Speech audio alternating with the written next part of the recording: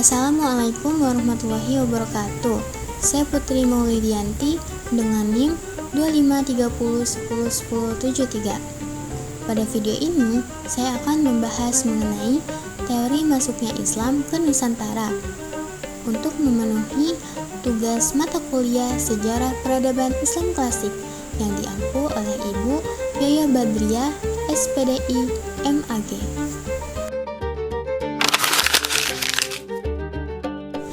Alur perjalanan dakwah di Nusantara. Indonesia dikenal sebagai negara dengan penduduk muslim terbesar di dunia. Proses masuknya Islam di Indonesia berjalan secara bertahap dan melalui banyak jalan. Menurut ahli sejarah, ada beberapa teori tentang kedatangan Islam di Indonesia, yaitu teori Mekah, teori Gujarat, teori Persia, dan teori Cina. Yang pertama, teori Mekah.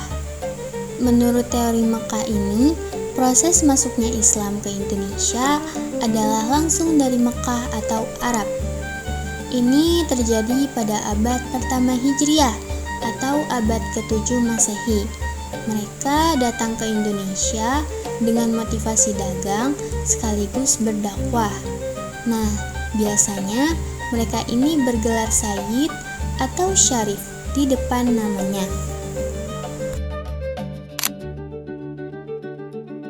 Lanjut, yang kedua yaitu teori Gujarat. Teori ini mengatakan bahwa proses kedatangan Islam berasal dari Gujarat pada abad ke-7 atau abad ke-13 Masehi. Gujarat adalah sebuah wilayah di India bagian barat yang berdekatan dengan Laut Arab. Yang ketiga, teori Persia. Teori Persia mengatakan bahwa proses kedatangan Islam ke Indonesia berasal dari sejarah Persia atau Parsi yang sekarang bernama Iran. Bukti teori ini adalah adanya kesamaan tradisi. Contohnya, tradisi merayakan 10 Muharram atau Asyura. Dan yang terakhir yaitu teori Cina. Menurut teori Cina ini, kedatangan Islam berasal dari Cina karena ajaran Islam telah sampai di Cina pada abad ke-7 Masehi pada masa dinasti Tang pada 618 sampai 960 Masehi di daerah Guangzhou, Kanton, Zhangzhou, dan pesisir Cina Selatan. Telah terdapat pemukiman Islam pada saat itu. Nah, bukti dari teori ini adalah raja Islam pertama di Jawa, yaitu Raden Fatah. Ia merupakan keturunan Cina. Lalu, bukti lainnya adalah adanya masjid-masjid tua yang bernilai arsitektur Cina. Selanjutnya, cara-cara dakwah di Nusantara. Para dai dan mubalik menyebarkan Islam di Nusantara dengan cara berdagang, perkawinan, pendidikan, hubungan sosial, serta kesenian. Cara dakwah di Nusantara melalui perdagangan. Proses penyebaran Islam melalui jalur perdagangan dilakukan oleh para pedagang muslim pada abad ke-7 sampai ke-16 Masehi. Para pedagang tersebut berasal dari Arab, Persia, dan India. Para pedagang tersebut sangat jujur, sehingga disukai oleh penduduk Nusantara, dan penduduk Nusantara ini secara sukarela masuk Islam tanpa adanya paksaan. Selanjutnya, cara dakwah di Nusantara melalui perkawinan.